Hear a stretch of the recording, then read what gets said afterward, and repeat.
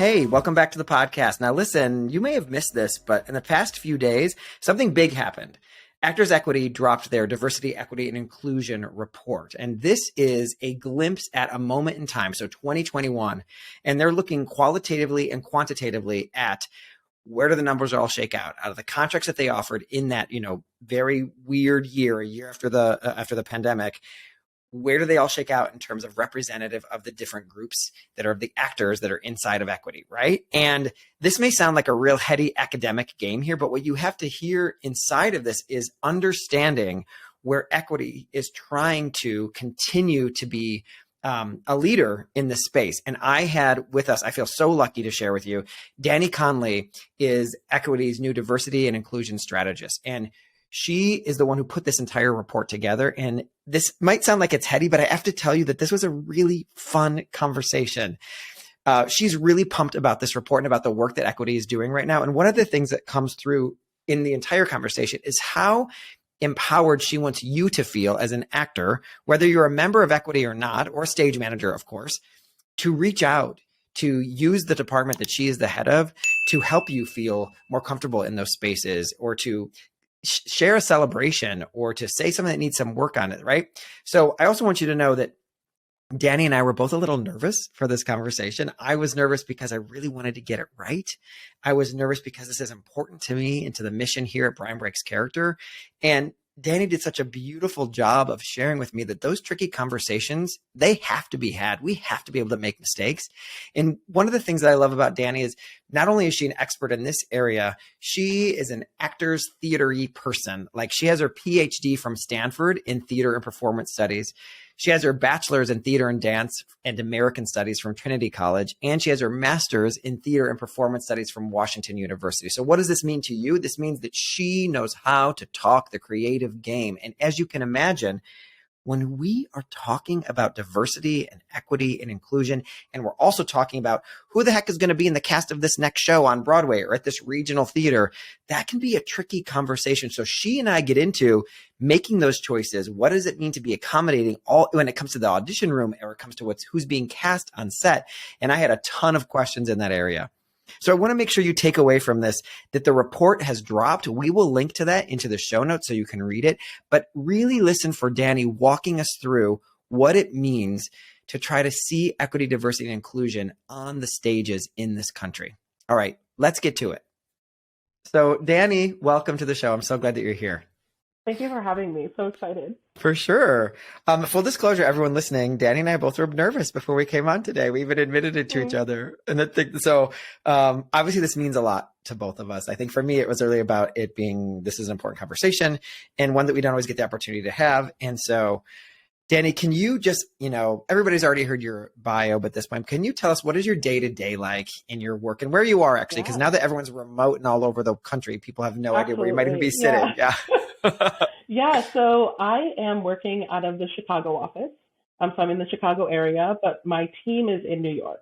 So kind of navigating all the different time zones, which is incredible when you're setting meetings. Oh, believe me, half my team is on the East Coast, half of them are here. And it's like, can we meet at 9 a.m.? They're like, yeah, I'll be having lunch. I'm like, oh, shoot, should I get up at 6 a.m. today? Or when I'm like, oh, I want to meet at 9 a.m. and our West Coast staff is like, absolutely not. We're not coming in at 6 or 7 or whatever. Yeah, totally. Yeah. Tell me through your position. Tell us about your position and what that's about. Yeah. So I am the Diversity Inclusion Strategist at Actors Equity Association. And my day-to-day kind of looks different depending on what project I'm working on. So I can be brought in on anything from business rep intakes when there are issues that arise, or even things to celebrate that arise. So being in on those conversations. Wait, can I interrupt you? Wait, tell me what a celebration would look like. Tell me what a celebration looks like. For me, a celebration looks like when an employer or a member reaches out and they're like, hey, I've been working on this show. We're doing really amazing things in BEI. I'd love to have a conversation about what we're doing and how we can grow together. Those are my favorite conversations. Great. Great. ever. And when you're having those, I'm going to keep interrupting you because it's so fascinating. When you're having those conversations, is it typically with like someone who'd be in the cast, or is it someone who's a direct, like who is the person? Because we think Actors Equity Station, we're like, we think of the actor, right? Who is the one who'd be like reaching out to you? Yeah. So the wonderful thing about my position is that we are both a member-based, staff-based, and also external-based department. So anyone can reach out to us, both folks who are working on equity contracts and folks who aren't, or who are interested in equity, or across the spectrum of people who could want to have conversations around DEI. So we've been contacted by members who are like, I'm working on this great show. How do we go about implementing more DEI practices for the cast? Having conversations with employers, so producers, directors, but then also we are reached out to quite a bit from students at colleges who want to just have conversations around the industry. It's really anyone who's interested in theater has reached out, and it's been a really wonderful aspect of my job because I firmly believe that DEI doesn't work unless it's kind of infused in all aspects of the industry. And so I'm here for equity and its members, but I'm also here for the industry at large. That's so interesting. So the first thing that came up to me is like, does that mean your inbox has a lot of emails you don't need to deal with? And like everyone in the world is getting some of your time all the time? Like what is it? And I could be completely wrong. You wish me, okay. Yeah, no, it's actually a little bit. Okay. that's really where it is. Got it. I have full confidence and faith in our staff. And so if ever there's something that comes to me and it's not really in my wheelhouse, I feel super comfortable sending them along to whoever can actually help them. And also letting folks know that if you reach out to me, I like to think I'm at least moderately approachable. So, happy to be that kind of go between a conduit for conversations. Got it. And if someone's listening right now, and I promise we're going to get to everything you do, but this is like super, if someone's listening right now, like, hey, maybe I should be reaching out to Danee. I should be saying this to her. I should be sharing this. I know you said it's like, hey, this is going really well. I know we don't want to spend too much time when things are going badly, but like, can you say like, when would be, is it like a raising a flag? Hey, I need support? Or would it be, this was a horrible experience. We need to talk about this. I have this, like, I don't want to make people experience trauma in the telling of this moment, but I would be interesting to you to like, what would be the definition of the right time to knock on your door, for example? Yeah, so the right time to knock on my metaphorical email door is when you're experiencing any type of work conditions or have questions around anything that involves diversity, inclusion, belonging, justice building, care bringing. Yeah. I try to expand that a little bit more. I think that sometimes diversity and inclusion falls into this idea of it's only for certain people. And that's not at all the position I take. I believe that, again, diversity and inclusion has to focus on care building and community building and showing up for one another. So I've been contacted about XYZ is happening in my workplace. I'd love to have a conversation with my business rep with you in the room to come at this from a diversity and inclusion lens, which is awesome. I've also been contacted on, I need help immediately because something horrible has happened. And I'm there, I'm there for people at all aspects or at all times on their journey. So happy to be there for the beginning and kind of a part of that conversation throughout. But I'm also there if I've had folks reach out and say, hey, I'm interested in, unconscious bias training and providing resources for that. Or, hey, I am a wheelchair user and I'd love to talk about accessibility for folks with physical disabilities in X theater space. Got it. Happy to have those conversations as well. So really it's anything DEI related. Yeah. Are you ever the one who's like, hey, we need to have a talk? Because I don't mean that's to be nasty, like you have to have a talk, you're being bad. I but totally understand what you mean. Yeah. Can you, can you tell us a little bit about that, kind of when that shows up for you? Or like, is there like a mission of, we need to talk to this many theaters by the end of the year or anything that happens like that kind of edict, for lack of a better word? So that's like a kind of a two-prong answer. So the first part of that is whenever something comes in to the union that is a member or employer reaching out to a business rep or a senior business rep or even a field rep, sometimes I'm brought in on those conversations. So it is sort of that first thing that you described, which is, reaching out to whoever is maybe having an issue or needs to have those kinds of conversations and saying, I'd love to talk about whatever the situation is at hand and how we can move forward and grow together. That's that part of it. There's also the outreach part of it, which is less so reaching out and saying, here's what you need to do better, and more so reaching out across the industry and saying, I'm really interested in having this conversation and building a network of care. Let's figure out how to provide resources to do that. So that could look like DEI presentations or conversations with potential employers. It could look like workshops and webinars for members. So really, it's kind of two-pronged. Got it. Before we get too deep, I've got a bunch of questions still that I want to ask, but I want to hear, and this is a really simple one, Danee, so you can slap me later if you want to, which is, can you share for our audience your definition or Equity's definition of DEIJ and what that means? Yeah, that's a great question.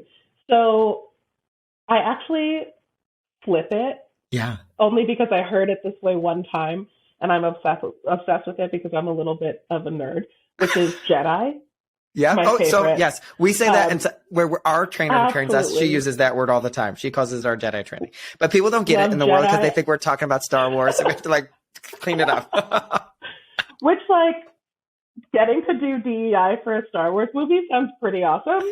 Not what we're talking about right now. But Jedi, or even Debbie is how I've heard it called, which is diversity, equity, belonging, and inclusion, which I love. But so the idea of DEI, at least as I'm approaching it in my department, and how we're having these conversations around equity, both with our members and then outside of equity in the larger theater community, is diversity of bodies, thought, race, ethnicity, gender expression and identity, sexual orientation, veteran status, disability. It's really just anything that leverages your personal identities and characteristics is included in that conversation around diversity. Equity for me, and the way we've been talking about it, is making sure that people don't have to leverage or share or feel like they have to share their vulnerabilities for any part of themselves to have the same level of access as anyone else. So a lot of that is proactive thinking of, for example, how do we make sure that members who are deaf and hard of hearing can show up to an audition with the same level of access as anyone else that they might need. And that doesn't mean, I love this image that floats around the internet of everybody standing at a fence. Yeah. And it's like a tall person and then a shorter person, a medium height person. Right. The whole idea of equity is they can all see over the fence. And that might mean that the box they're standing on has to be built a little higher. So sometimes we have to focus a little bit more on the experiences that some people are having in order for them to have the same level of access. For me, justice then is the removal of the fence, right? That there are no barriers in the way, that you don't even need a box to stand on, that when you show up to a space or into a room or a conversation or an audition or a rehearsal room, that everything you bring to that space is exactly enough to access that space. Does that make sense? Yeah, totally does. And I love that definition. This must get really tricky because I'm going to use a bad example, but you'll make it more better, which is like, if we're talking about Oklahoma, let's just pretend, right? And we have a vision of the show Oklahoma and what it's supposed to look like or what it will look like in the past. And we can truly oh no, we're doing everything different. We're embracing all of the different This must get tricky when you're talking to directors or theaters and I'm imagining celebrations are, look, this, I don't want to say good job, but this person let go of any preconceived notions of what equity and justice looks like in terms of casting. And so since you're representing actors in many places, do you get into a lot of conversations with people in that arena? Or like, we want everybody to look the same who's in the chorus. We want them to be the same height and like that is not like not going to work if we're going to try to also do this at the same time. I get you have an artistic vision. Do you get into weird? To me, it feels very weird. Like almost like I'd be trapped in like a Moebius strip of like, how do I have you have your artistic vision and also talk about this at the same time? Can you speak to that a little bit? What an incredible concept, because this is something I deal with all the time. So the way I approach that is typically I have the utmost faith in our industry and the level of creativity that is in these rooms, in these rehearsal spaces, in these audition rooms, right? That like, I have no doubt that if they came across an issue that was like, oh, well, this conflicts with my artistic vision, right? That they're talented enough to shift that artistic vision. Yeah. Right, in a way that doesn't hurt people or cause harm. And I think that's why I absolutely love intimacy directors and choreographers. I love cultural consultants and coordinators on shows. I think having those conversations of what are we foregoing in the name of artistic vision? For me is, this is a phrase, you know, like when you're doing these conversations and you're like, I don't want to say anything wrong. But I think part of it is a fear that like, for me in such a creative industry, it's a little bit of a cop-out, right? Like I think there are such brilliant minds in this industry, and I'm so grateful to be a part of it, that I have no doubt if someone came forward and said, I'm experiencing harm in this way, or I feel silenced or erased or oppressed or what have you, whether that's when you're on contract or before you get a contract, that we have such incredible minds in this field to be able to step up and say, okay, how do we rethink this? The same way that it's like, okay, we want to do theater in the round, but we only have a proscenium stage. You figure it out. You will figure it out. Right? Yeah. You'll figure it out. And that's my favorite thing about theater. And so I kind of say the same thing is, let's figure it out together. Yeah. Right? And that's a big part of why I'm here. Is if you are like stuck, if you're like, actually, I need all of our actors to be able to jump up and down, right? It's a very real blocking request, but some folks may not be able to jump up and down. And that doesn't make them any less of an actor or any less talented or what have you. Chances are we can work together to figure out a way to convey the same message without having those kinds of requirements around it. Right. I think this comes from me being a dramaturg too in my past life, is just thinking through all of the ways that we can approach a work and still provide that same understanding and that same message and that same, I try not to use this word, but I'm going to use it, vibe. Yeah. For an audience. And figuring it out together. Yeah, because I think when you're using the word vibe, what I think you're saying is the impact we want it to have on the audience in that moment doesn't matter. Here's a question, and this is like the bad person's question for a second. Yes, but I need everyone to be able to do a triple pirouette. And so it becomes a skill technique, and it becomes not a vision. Is that a tricky conversation that you're having, or is this the baby question that no one cares about? Like at that point, we're like, get out of my face. Get out of, like, is it like, tell me tell me about that. Cause there's or she has to be able to belt in high A. I can't do anything about that. Like, that's the way the music's written. And I wondered about like, what happens? And this may be like, does this happen? Am I making up a scenario that is not real? No. So it's so funny because I want to touch on something very little that you said in that, which is, for me, there's no small question, right? I think part of doing the work is not being afraid to ask these questions and feeling like, oh, this is a small question or this is a question no one's thinking about, because chances are with the billions of people in the world, if you're wondering this question, someone else is wondering this question. Got it. Thank you, So, Danee. for me, Everybody, please hear that. That was so helpful. Course. Because Danee, it also feels, here's what I don't want to also be. I don't want to also be this is going to sound something, but I'm going to say it's my podcast. I can say what I want. I don't want to be a right-wing shit stirrer who's trying to just poke for poking. I'm actually trying to ask a creative, artistic question around, does this come up in reality of like where is there and my suspicion is, and you can correct me here or get me closer, is like, you know, when the line is crossed, or you know, when it's gone too far. Yes, we agree. She should be able to high A. Everyone knows that high A in that song. Yes. That's what, like, does that make sense when I'm saying it that way? Yes. Oh, absolutely. And I think that is something that happens before someone's even hired, right? So if in an audition call, you say, we're casting for Elphaba, we need you to hit a certain note. Chances are you're probably not going to audition if you can't hit that note, right? So it's those questions. But what I don't want is for someone who, say, someone is putting on a rendition of Cinderella.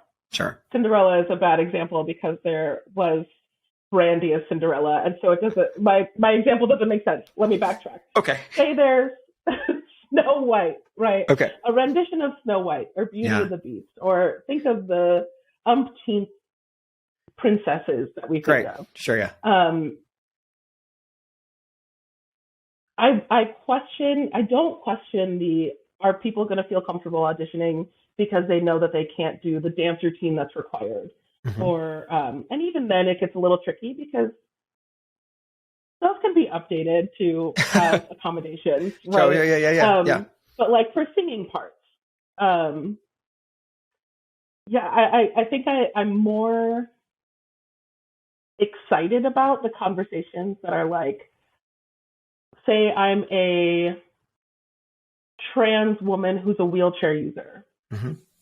I also want you to audition for Belle or Cinderella or Snow White, right? Because I think a big part of this question is challenging our understanding of what the stock character is, right? And thinking about, I don't know, if we can do like things on stage that people would never guess you could do in real life. People are flying through the air as if they're, right? Like, I don't know why I'm on some kind of like Disney metaphor. It's okay. It's good. It's great. Right? Like Peter Pan, you fly through the air. If you can do that, you can have a Black Snow White. Oh my God, please show me a Peter Pan in a wheelchair. I mean, I'm now dying for a Peter Pan in a wheelchair. Like, I'm dying for that to be the thing. Like, yes. You know, and I think that for me, that's a really big thing is, how do you accommodate someone who is a really wonderful fit for your show, but might be on hormone medication? So when they started their career, they could hit that high note, and now they can't. But like, they're it. So that's what I mean by the creativity involved in theater, that opens so many possibilities. If you can create something out of nothing. I mean, I think every person in this industry has come across a limited budget, right? And has put on a wonderful show on like $50. Whatever set pieces they can fit in their car. Right. And so if we can do all that, why can't we expand the way that we're talking about what shows are and what they can be? Danee, does this get frustrating for you? Because we're starting to have a very artistic conversation, I would say. Part of this is around artistry and about it seems like mutual taste of like, we like boundaries being pushed, which isn't necessarily maybe the same of the mission of your department to make sure people are getting opportunities and right? So one is like a stretching artistic boundaries, as probably the art you and I both like to see, which is maybe different. So does this ever get frustrating, or do you ever like not feel like your clothes are fitting in this department? Or is this the kind of conversation that is willing to be had when people are talking to you? Yeah, that is a great question. Absolutely. From at least my time at Equity so far, everyone's really excited to have these conversations. I haven't come across anyone that's like, no, I don't believe in change. I'm very grateful for that. Yeah, thank goodness. Right. I have come across, across my time in DEI, I've come across people who are like, I have a real fear for change, which fair. I approach the work that myself and my team do with the knowledge that getting an equity contract, for example, is not just following your dream, right? It's not just let me practice my skill. It's also access to housing, being able to feed your family, having access to healthcare. There's just so much more to getting a contract and being hired on a show than just being on the stage. Yeah. And I think that's I'm going to pause you there because I want to underline it because I think it's so important that you're bringing to the conversation. And I think it's important that everyone's hearing this is that and very few people go into acting because it isn't what they love to do. So let's also be aware of that, right? And so getting the job can feel like an accident. It can feel like luck. It can feel like so much up to chance and opportunity. Oh, imposter syndrome is so real. Right. And Danee just underlining for all of us, yes, and you're entitled to these things because you're part of a union, because you're contributing to someone else's bottom line, and we are workers here, and that's why the union exists. And like we just have to really remember that's part of what all this is about. So you've been and you've been at Equity for about 7 months at this point, right? Is that about 7, 8 months, right? And so there was someone in this seat before, or is this a new department? Can you just help us all get up to date? Yeah, so this is not a new department. There is someone who was in my seat before, and they are now off in the world consulting company. Fantastic work, I hear. Great. And I was grateful enough to be brought into this role, but this role has existed for quite some time. Got it. From my understanding, at least 5 years, 5, 6, maybe 7 years. Got it. Very grateful, very excited. Also. Good. And I do want to point out, there is what I love about working for this union is you do have the contractual side as well as the social side. So the work that I do is around kind of that social change, social advocacy, pushing the boundaries, really encouraging and talking about practical ways to change what the industry could look like. But then also recognizing that people are protected under our contracts, and having a union contract or being under a contract allows people to maintain that level of the triangle of needs, right? Being able to have a roof over your head and taking care of yourself and your family and whoever. And I love that kind of protection aspect of it. And I also love that we're a union that goes above and beyond the legal requirements. So no one's making minimum wage. We're not just making minimum wage and the bare minimum of health insurance, right? Yeah. Exactly. And also that I am a full supporter of ADA law, but our contracts go a bit further than that, right? And I think it's important to recognize that there is kind of the legal obligation under the contract, which I am so grateful for at the end of the day, because it's one thing to say, okay, let's encourage change. And then it's another thing to say, we are actively engaging in change on the ground in those theaters. Got it. Which I really am grateful for. That is really cool. So what I'm hearing you say is we're codifying into our union, into our laws, into the right. If you want to work with these people, this is the kind of protections or kind of provisions you're going to make for them. And so there's certain places where it's this is easy. This is black and white. And then there's other places where it's we need to talk about the encouraging space. Yeah. So you are right now about to drop, like Beyonce, your report, your report on 2021. Is that right? Yes, I do wish though that dropping a diversity report was the same as Beyonce. Thank you for that. What is it? Right. So when you drop your report, let's just go for a second. When you drop your report, where does it go? Who sees it? What happens next? What is it supposed to? And I want to make sure that you acknowledge this even before we came on today. My reports from 2021, you are aware of since then. Here's what's happened. But is it kind of like the way that they do? They'll do of unhoused people in Los Angeles. In a very moment in time, this is how many unhoused people there were in the city of Los Angeles. They disperse out over the city and they make all the counts. They can come up with a number. Is that what a report is meant to be like? Here's the state of the union in 2021. It doesn't mean that's where we are right now, but we want to look at, here are the places we want to make adjustments or change. Is that what that's meant to inspire? Yeah, that, and it goes a little bit further. So what we did a little differently this year as opposed to past reports is we looked at intersectional identities a lot. So looking at how, because nobody has ever one identity, right? And so people showing up in a space are a conglomeration of all their beingness, and that should be recognized when we're talking about these numbers.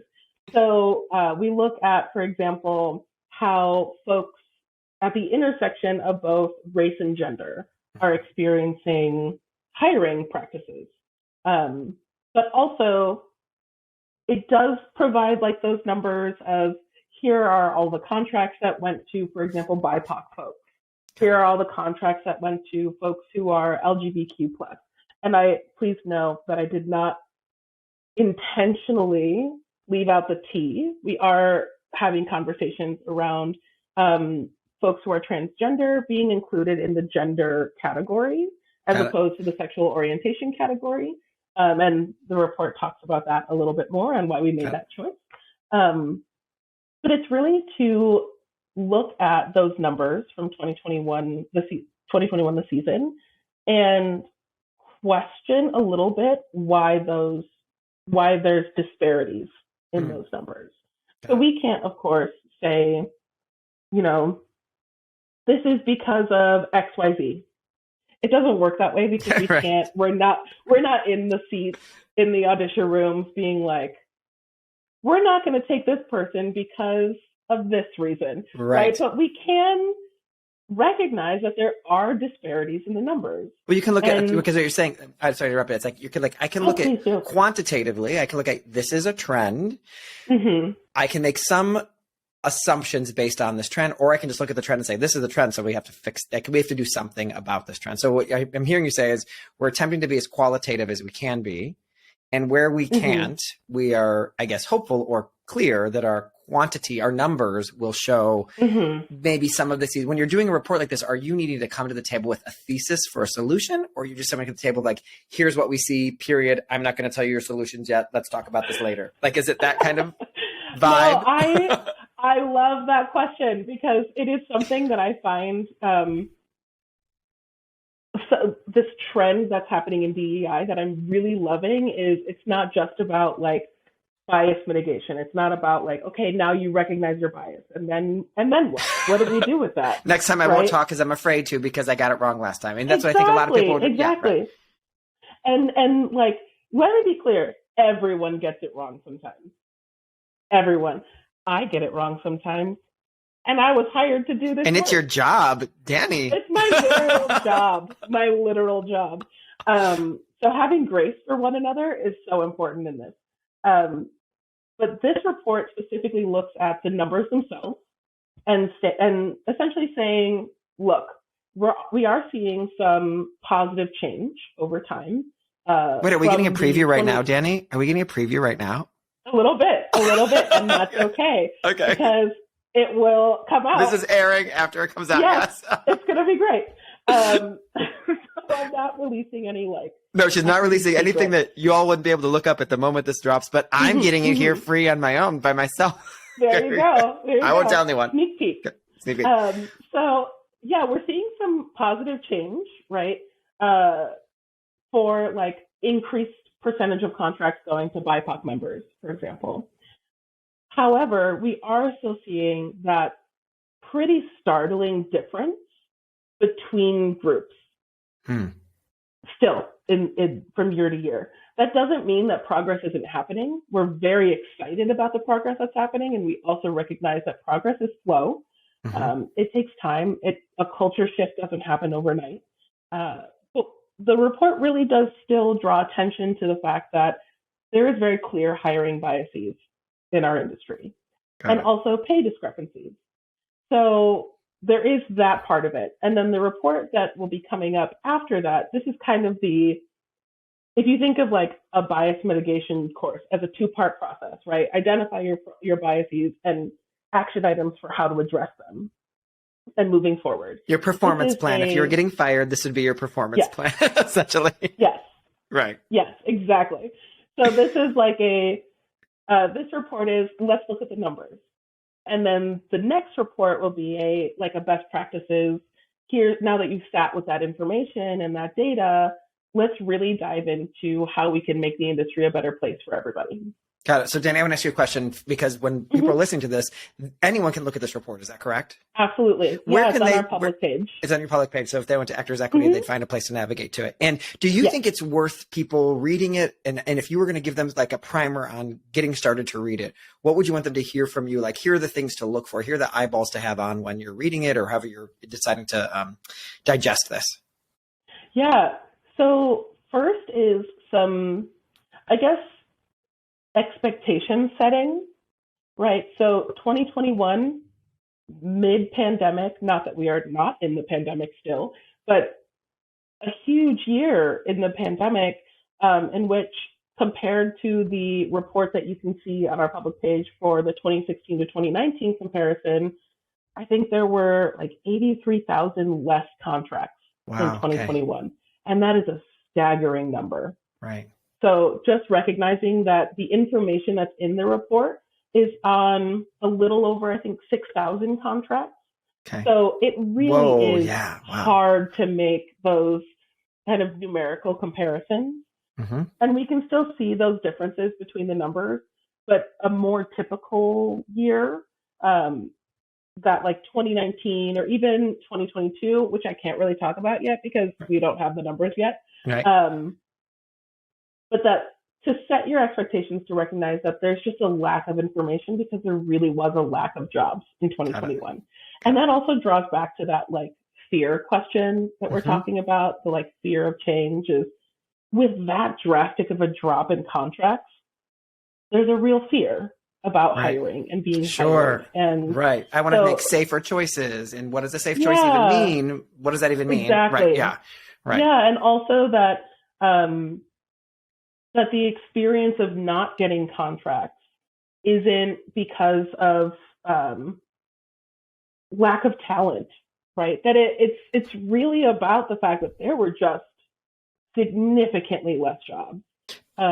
So going into the space of that, I think some key takeaways are that change is happening. The numbers aren't what we want to see, but to be fair, they weren't going to be. I mean, from one year to the next, you're not able to really see that huge shift. But if you look back at like 2013, 2014, 2015, there's like real change happening, which I'm very excited about. Got it. Does your report, I'm sorry to interrupt you, does your report take some of that history into account when you're in your reporting? Are you showing? Great, cool. I'm like excited to read it. That's why I'm asking. Please. And so it looks at kind of comparisons between 2021, 2020, which is when the last report came out, or the last season the report was about, and then the 2016 to 2019 report. So you're able to see that change across time, which is, I think, so valuable. Yeah. Yeah. So wait, you dropped a little number there and I want to jog back to it. How many in a typical, let's pretend whatever a typical year means. How many contracts does Equity see in the country? And this is the entire US that you're covering when you're talking about these contracts, right? Yeah. How many contracts is a typical year? That is, So if you look at the 2016 to 2019 report, I believe the average for those few years was 93,000. Okay. And does that mean if I'm the same person, I could have gotten 2 contracts? That's just how many times jobs were offered? Yes. It's job opportunities as opposed to individual people getting jobs. Got it. And what's the lowest denomination of those contracts? Like a regional theater, or like is it is it an off broad, like what is, like I see. I don't know how to say that better. Yeah, no, it's across the board. So it's everything from a Broadway contract down to even like a one night cabaret that's under an Equity contract. Got it. Great. Got it. So I think that's helpful. I think that also is information that's helpful as we're looking at it. So what is do you have a hopeful response from this report? Like, what did you have a hopeful, like, are you going to get a bunch of emails that like, what's going to happen on the day your album drops? I really appreciate this continual likeness to Beyonce. Yes. I'm going to take it. I'm going to ride with it. Very excited about it. Yeah. So people are going to listen and be mystified and in love with your album at the same time? Oh, I hope not. In love, yes. Mystified, no. I was like, where does one track end? When does one track start? I don't care. I love it all, but DEI is not a place for mystery. Let me be clear. Got it. So essentially, what I'm really excited about as part of this report is there is a section on looking ahead. So readers will not only get the information from 2021, but they'll be clued into what's coming next, what are key takeaways from this, and how we can move forward, and also our contact information in case you want to reach out. Got it. So yeah, it's really, I am about transparency. I'm about making sure that I don't want anyone to look at Equity's DEI department and think, that wasn't made for me, because it was. Yeah. It's made for everyone. And that's the vibe again, that I'm trying to also encourage at Equity is whoever wants to work on an equity contract should be able to look at Equity and say, okay, the things they are doing are built with me in mind. And that's really the I think the big takeaway for me. Beautiful. And just so that I'm extra clear, so we dropped the album and we have a little bit of a trailer. We have a little bit of a trailer to when you're going to drop the performance plan later. That's going to come later this year. Is that what it's going to look like? Got it. Great. Yes. Yeah. And are you in a given year? So now we're in 2023. Are you looking, is there something you're doing to track what's happening in the given moment? Or is it more like you have to do this work in a historical lens? Does that make sense when I say that? Because day to day, you may be seeing things that are not trending or you're not finding a trend. Is it something you always have to look back at? Can you let me in a little bit there on how that works? Yeah. I have to look at both the day-to-day and the big picture. I think that this kind of work can be really scary and really messy. And there are going to be some days that are better than others, right? So there are days where I absolutely leave work and I'm like, that was heavy. Right. And there are some days where I'm like, you know what I'm going to focus on today? Making sure that our members know who to reach out to for mental health care. Right. And that really fills me. Both fill me in a very different way. Sure. So absolutely, there are days where there's just so many things that pop up that I always joke that there are some mornings where I get a message through my email that's like, you have 7 hours of meetings today. Can some of those be emails? And I'm like, wait, is that a real thing that your email does to you? Incredible. I need that. I love it. They're like, can some of these be emails? And I'm like, good thought. Good talk. And there are some days where ahead of time, I will schedule, put in my calendar focus time, because I need to have those moments where I look at the bigger picture and say, okay, yesterday felt heavy, but it's all part of this plan towards making sure that people can show up at their jobs and show up at auditions and say, I can live my best life, right? I can thrive, and that we're a part of that. Yeah. So it is like, as long as I maintain that part of it, things don't feel as intense. Great. That's beautiful. I want to trace back to something you said. I'm not going to get it right, and you don't have to repeat yourself, but you said, I want it to be that everyone feels like there's a place for them here, that they can reach out to me, and this is a place where I also want to just what I took from that even was, and you might not have even said it this way, is like, this is a place where you can work. Like this equity is for you. Like equity is for you. It's created for you. This is a place where you can work. So whatever. And I know that takes courage in our darkest moments when we're challenged by something. So I'm not just acting like it's so easy to just believe that there's a place where if you haven't auditioned for a long time, we know that there are slogs, all that. When you're also dealing with this other layer of this, that it can feel, I extra tough. And so I just appreciate that we have a champion like you here, Danee, for people to reach out to when they have this moment like that. And so your team, thank you. For sure. And is your team all over the country as well? And they're dealing with these same kinds of requests, or you're figuring out this person's really good at this thing, or how does that work a little bit? So I'm actually, the way that the department structure works is the D&I department is under, it's so weird that, like, you know, departmental thing. Sure. Yeah, we're also under discrimination and harassment prevention. Okay. So it really is working in tandem. So I believe most of the team works out of New York. Again, in the age of do we even know? Yeah, I'm pretty sure. You're like, they work in that room where I see the kitty cat in the background sometimes. That's where they work. Exactly. Which that's the best part of remote work. Is all the pets that pop up. Yes, right. Totally. So, but also recognizing that, like, we can have someone, this is what I mean by, I'm really grateful for the network that equity really is and is living into, which is I can contact someone on the West who works in, like, the LA office and say, hey, we're having this issue. Can I talk to you about it? It's a regional specific issue.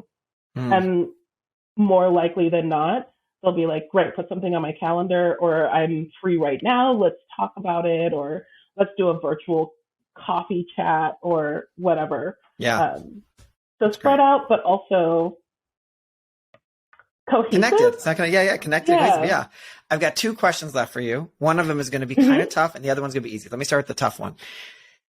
There in 2020, we all had a much needed doubling down on the reckoning that this country has to have around racism. And there was a very vocal, thankfully, community in the theater world, primarily in Broadway. Is your position, do you find yourself in a position of, like, a politically charged seat where you're having to respond to things like that? Can you tell me a little bit about that in whatever way feels safe to you to share with us? Yeah, I am. And I think a big part of that comes from the fact that, again, people in this industry who are going for contracts, they're not just, the majority aren't just following their dream, right? It's like you said, I feel like everyone who was a theater kid in high school was faced with that question of, like, okay, but what's going to be your real job? Right. They're like, but this is a real job. So I always recognize that when we're bringing ourselves into our workplaces, no matter what that workplace is, we're going to come across things like racism, sexism, ableism, sizeism. There's all sorts of things that are going to impact the way that we interact with people. And I think that's really heightened in an industry like the theater because everyone's on display all the time. It's literally the name of the game. Yeah. And so, yes, absolutely fields bigger questions like that. Like reaching out, I've had members who have reached out and said, hey, the website mentions anti-racism. I don't know what that is. And then we have to take a moment and say, oh, okay, maybe we should have some conversations around what that is and not just like putting it out there and saying, oh, people will understand, right? Because it's such a nebulous thing and it's constantly changing and it has to as we're growing. And so I love those emails that are like, hey, I'm not getting what I need to be getting from this union. And I'm like, yes, thank you. Okay, let's figure out how we can get to a place as a union so you're getting what you need to be getting. And that's what I love about that, like both contractual and social, right? That it's not just, I think it's essential to be able to negotiate good working conditions for people. I think it's absolutely necessary and a huge part of what we do, but it's also being called into conversations around how we can better ourselves, because I wouldn't feel comfortable being in the position I'm in without recognizing that I still have things to work on for myself too. So yeah, absolutely field those bigger questions and sometimes I'm not really hesitant to say, like, I don't know for Got certain it. things. And so, Got like, it. let's figure it out together. And that's what Yeah. that's my favorite part. Great. Good. That's beautiful. So you kind of lead me dovetail right into the question I want to ask is I want to empower listeners because you've been very empowering. I think to like when you, like this is when you reach out. Can you give kind of this might be a tough question, but like how to know it's time to reach out or when you should or an encouraging word to people because also how do you like for me I make fun of my fiance for saying for me all the time, right? Am I having a bad day or is this a real thing? Could be a question that could make you go mind-bogglingly crazy on make you down the mental health disaster because am I really seeing this? You start to question your sanity or is this me? Can you speak to that and to help anyone listening who let's hope that they're not experiencing anything bad, but the day that if it ever happens or if they want to celebrate something that they would know it's time to give you a shout. Yeah. Let me do a quick digression. I promise it's pertinent. Great. So please always know that resources like the Entertainment Community Fund exist if you are going through any mental health crises or having those experiences that, mental health and having that support is something that's really important to me.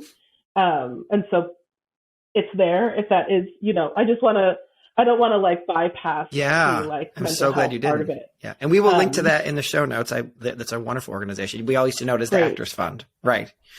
Wonderful. Thank you. Yeah. The answer to that question is I love chatting with people about, which is actually so surprising to me because I'm very outgoing in my work that I do, very introverted in my own personal life, which I find hilarious, like this balance. But I love hearing where people are at. So always reach out if you have questions about DEI at Equity, whether you're a member, whether you're thinking about becoming a member, whether you are on the production side of things, whether you're a student who's interested in these conversations, any part of that. Also reach out if you're finding some kind of inequity in the work that you're doing in the industry. I think what's really lovely about our union is while we are negotiating contracts for members, it kind of trickles out, right? So having contracts that demand a certain caliber of working spaces benefits everyone in those working spaces, whether they're members or not. So it doesn't make sense to me to not hear from people who aren't members. And I think that's why if you go to our webpage and go to the diversity page, our email is there. My whole team has eyes on that email so that everyone can look at it. So always reach out if there's an issue, but also reach out if there's something to celebrate. Like you said, right? If you're like, hey, I worked in equity contracts or I worked at this theater and was blown away by the work that they're doing to advance equity, inclusion, justice, belonging, diversity, what have you, we absolutely want to hear about it because I fully believe in sniping ideas in this way. not in the like copyright infringement way, totally, to be very clear. But in the like, oh hey, this theater was created this initiative, right? And I'm like, oh, imagine if that initiative was on a large scale, right? How many people this could impact. So I love hearing it all, Awesome. Thank you, Danee. This is a really, really wonderful conversation. I really appreciate your openness with how things work at your desk every day. You have on the line your job and your job that is such a big mission for yourself personally, which was very apparent in this conversation, and also for this huge community of actors who are not always working and sometimes are working. And you saying so clearly, I want to hear from you at all of the dots in your journey. And so I want everyone to just hear that. You know where to find it. We'll link to everything into the show notes. And I can't wait to go. Also stage managers. not just actors. Oh, that's right. That's for folks. I don't want our stage managers to That's so wild because like they're not heard. As a person who was an actor, right, and works with actors, we always feel like stage managers are the bosses, and so we don't think about them always as being part of our same union, right? So I really want to make sure everyone hears that, right? Yeah. So that vibe there is what that vibe. Picking up the word again, right? So just being aware of this is all our union. This is all our union. Danee, thank you for everything you do and for this conversation today. I'm so excited for people to listen to it and check out that report. And I know that we will be in touch. And is there anything else you want to, if anybody wants to reach out to you, again, you said it's most easiest to find you on that website. Is there anything else you need to let anybody know about how to find? No. No, please great. Feel free.